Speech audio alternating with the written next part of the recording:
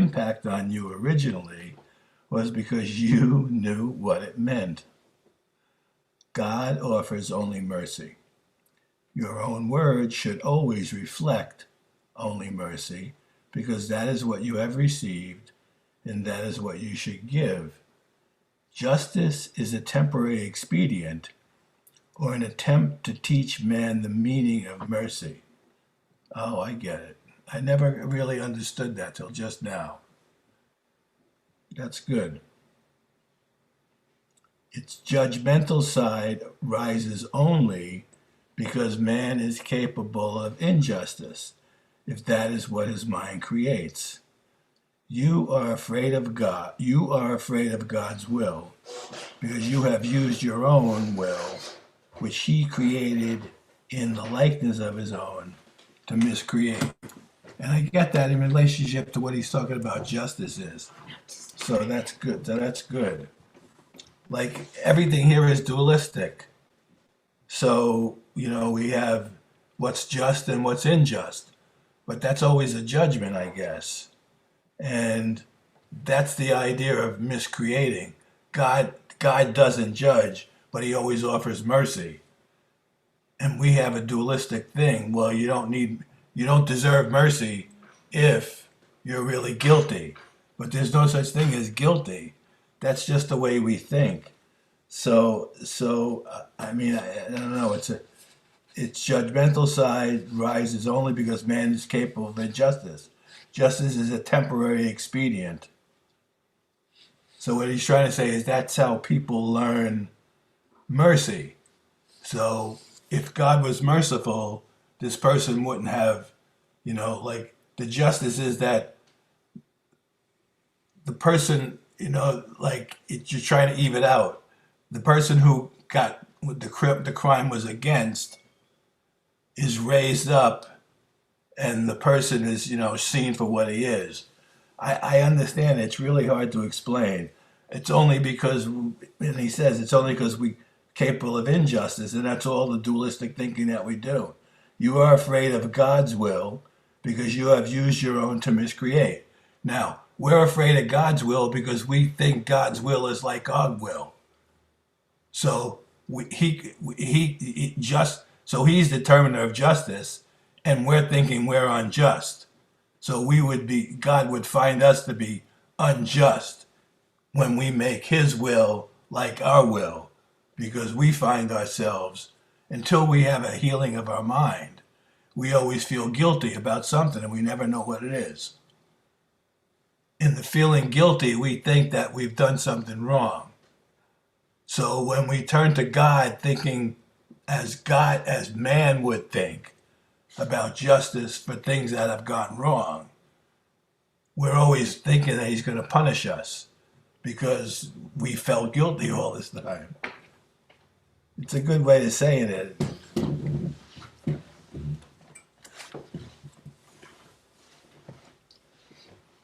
Okay, what you do not realize is that the mind can miscreate only when it's not free. An imprisoned mind is not free by definition. It is possessed or held back by itself. Its will is therefore limited and not free to assert itself. The three things that crossed your mind, which was comparatively free at the time, are perfectly relevant. Number one, this is really good. This is really good because it's misunderstood. It's all right to remember the past, provided you also remember that anything you suffer is because of your own errors. That's really good. Is that good? Really good. In this context, your remark that after the burning, I swore if I ever saw him again, I would not recognize him.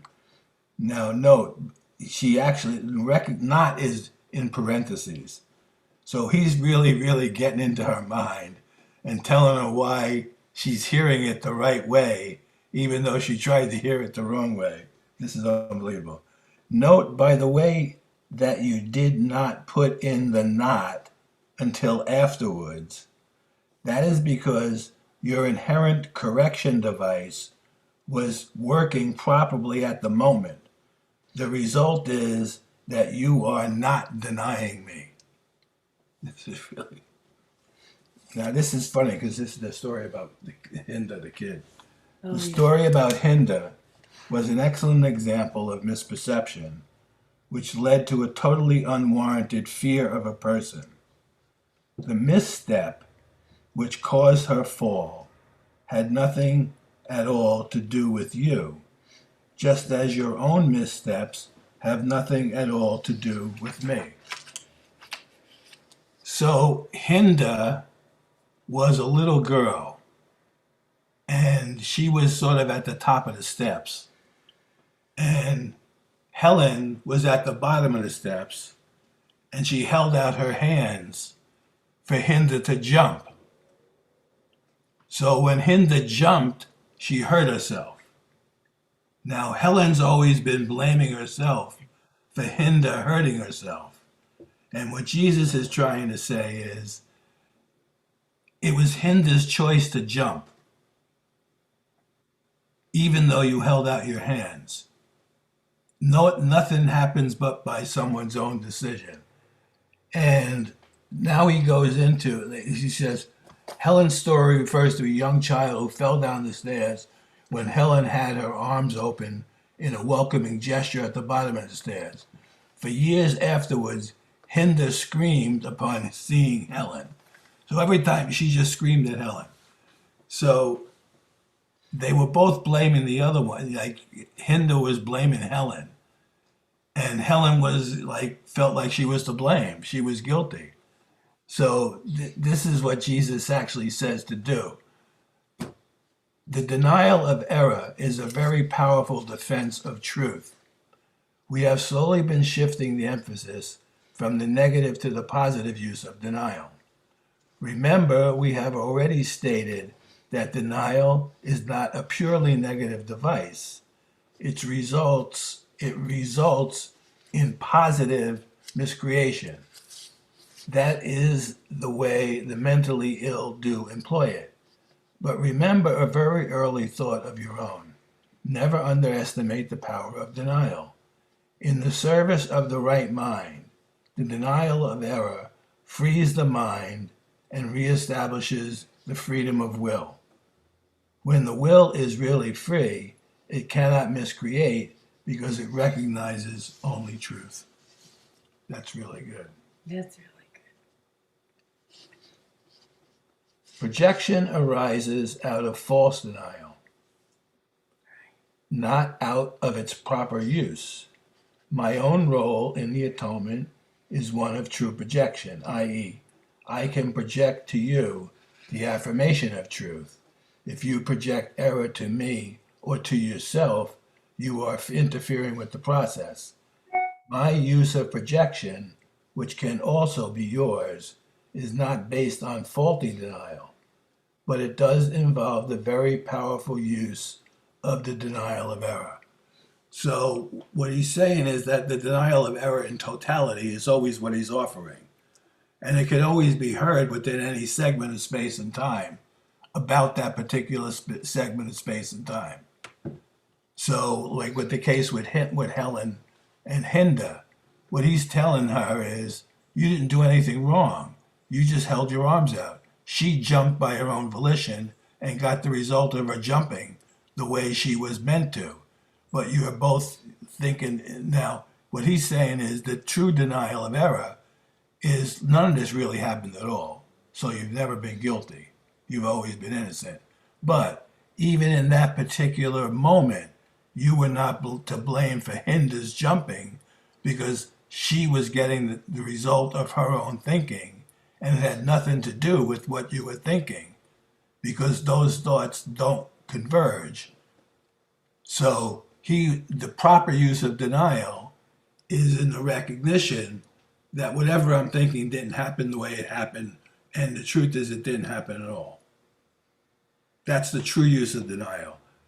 Not that it happened in a different way, blah, blah, blah. No, none of this happened at all. That's the true use, the proper use of denial. And he always uses that totally because having the salvation of the world is because he, proved that none of this is true. And that's why he's the head of the atonement. So he's talking about it in a total way and offering her the use of it in temporal segments until finally it's applied to the totality of what we think we're guilty of, and we see that we've always been wrong. And in a true instant of healing, we feel our own innocence, and everybody's along with that too, because that's what he's saying about love and guilt. It's the same thing. If when you let go of guilt, everyone is innocent. When you know what love is, you know that you love everyone. So it's the same idea.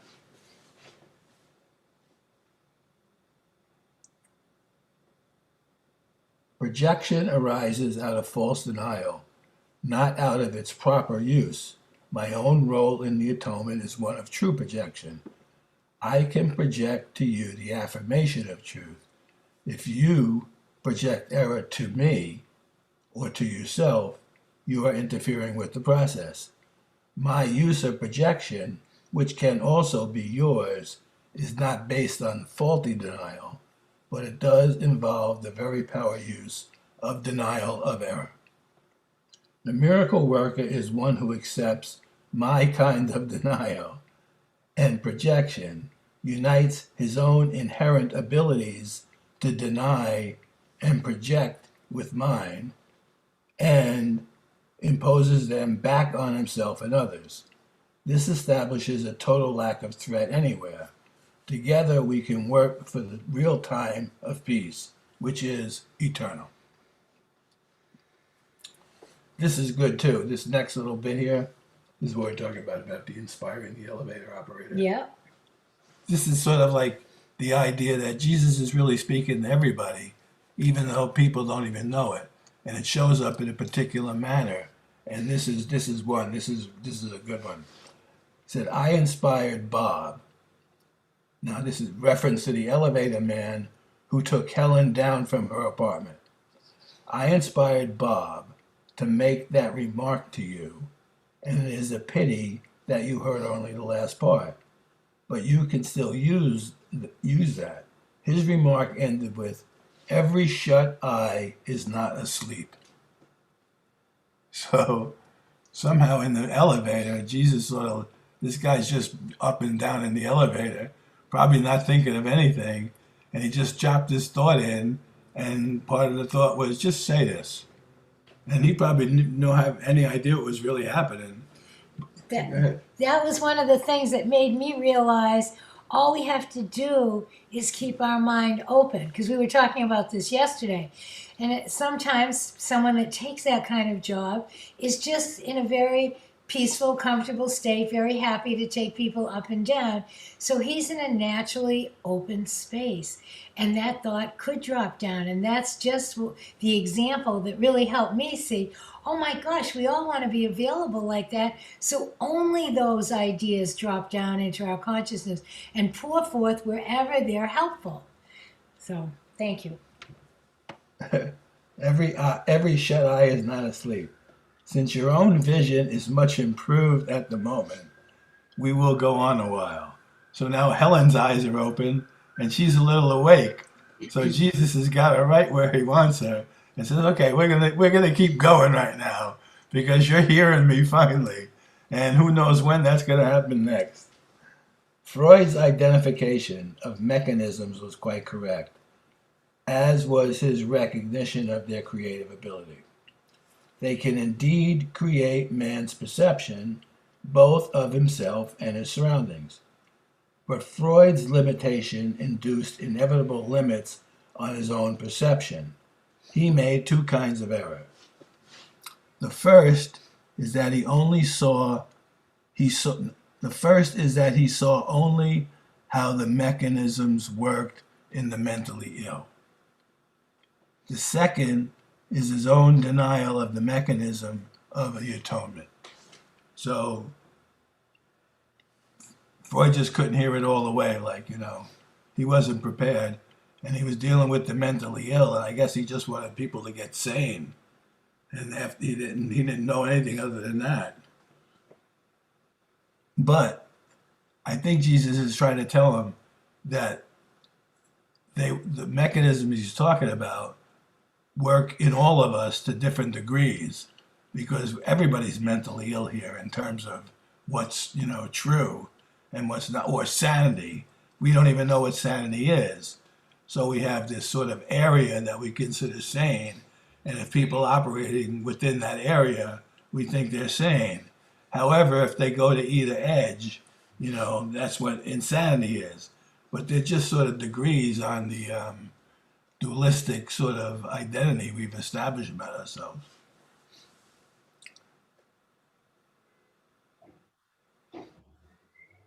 Okay. Let us take up the first, because a clear understanding of the second depends on it. Okay, the first is he saw only how the mechanisms worked in the mentally ill. Denial should be directed only to error, and projection should be limited to truth. You should truly give as you have truly received. The golden rule can work effectively only on this basis. Intellectualization is a poor word which stems from brain-mind confusion. Right-mindedness is better. So when he's saying intellectualization is a poor word, he's just saying that in relationship to how he's talking now. In other frameworks, it would be fine, but intellectualization is not the proper word to use in relationship to what he's talking about. Is what he's saying. There's a better word, and he says it's called right-mindedness. Right-mindedness is better. This device defends the right mind and gives it control over the body. Intellectualization implies a split, where right-mindedness involves healing. Withdrawal is properly employed in the service of withdrawing from the desert.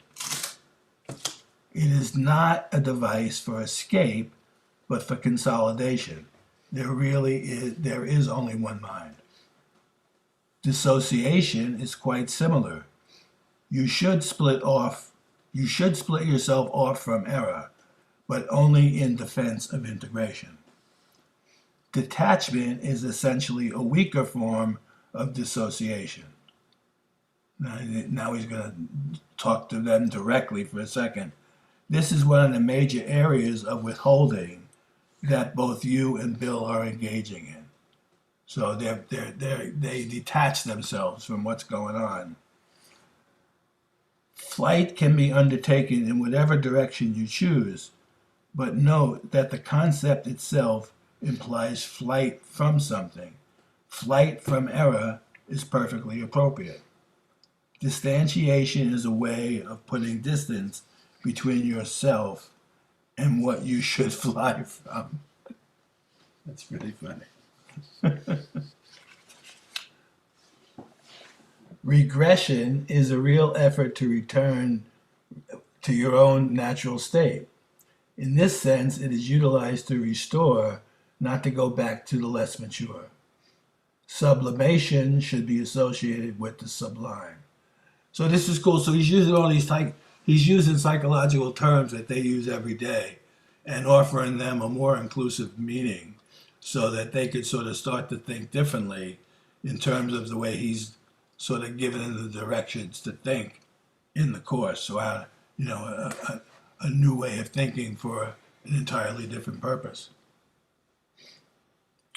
There are many other so-called dynamic concepts which are profound errors due essentially to the misuse of defenses. Among them is the concept of different levels of aspiration, which results from real level confusion. However, the main point to be understood from these notes is that you can defend truth as well as error, and in fact, much better. So he's saying we can use the dualistic mind that we have to protect the truth rather than defend error. He said it's a good use of your mind to learn how to use your mind to protect the truth, rather then defend against error, which never lets you feel the truth. You're always in defense for a reason inside that never actually gets dealt with.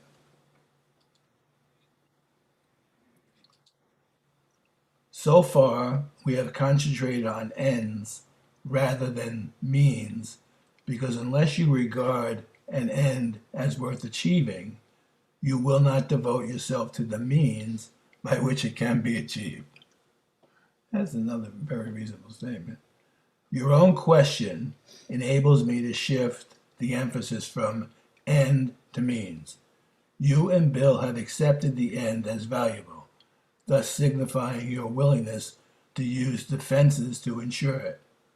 So he recognizes that they're understanding something that's valuable, but they're still they're still defending against.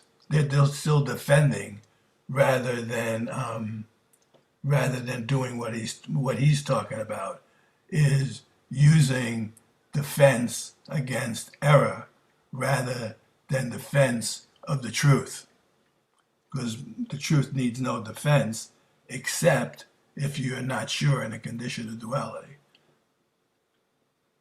The means are easier to clarify after the true worth of the goal itself is firmly established. Everyone defends his own treasure. You don't have to tell them to do this, because he will do so automatically. The real question still remains, what do you treasure, and how much do you treasure it? Once you learn to consider these 2 points and bring them into all your actions as the true criteria for behavior, I will have little difficulty in clarifying the means. You have not learned to be consistent about this as yet. I have therefore concentrated on showing you that the means are available whenever you do ask. You can save a lot of time, however, if you do not need to extend this step unduly. The correct focus will shorten it immeasurably. Then it tells it, papers will be easy to write at this time, as this time is shortened. So he's telling her even her work is going to get easier.